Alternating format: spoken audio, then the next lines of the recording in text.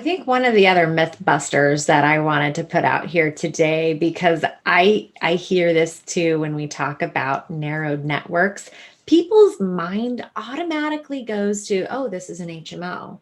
This is not an Mhm. HMO. Right. There are some really big keys that make it not an HMO. But I'd like you to share what those are.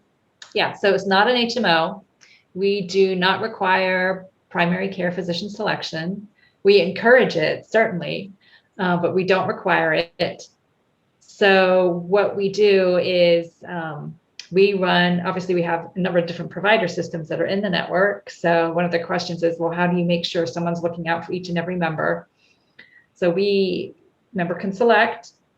If they haven't selected a primary care physician, we run a claim algorithm to see where has Danielle gone for the last 2 years. Have you been seeing a certain primary care provider that's in our network? If so, we're going to make that connection for you and say, you have been seeing a provider at Swedish, therefore you're a Swedish member. If you haven't done any of that, we are going to look at where you live and we're going to assign you behind the scenes to a provider that is close to you. That doesn't mean anything changes from your perspective in terms of how you access care. You can still go wherever you want within the network for care. But what it means is this provider and the ACO that they're a part of are now kind of looking at anything that might flag with respect to you. If you start hopping around to emergency rooms, they're there to be able to make an outbound call to you to say, hey, can we help connect you to a physician? We have Dr. Jones, who happens to be 5 minutes from your house. So that's how we're doing it.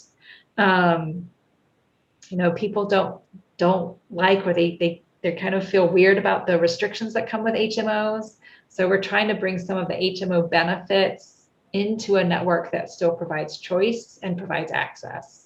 Yeah, it's a good blending. And one of the points I want to be sure that we drive home through this, and I'm sure I have said it on another episode somewhere, is that having all of these choices, like having the big, broad PPO networks, you do have tons of choice, but it comes with a ton of cost.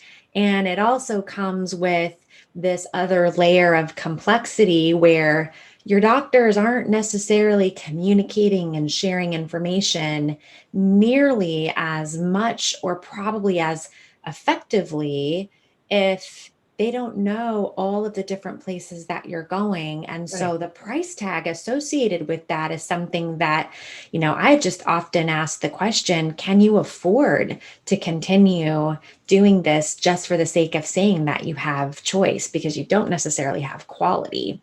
And that's a hard one, I think, to kind of emotionally separate from in a market where everybody wants Mm-hmm. all of the choices all of the time.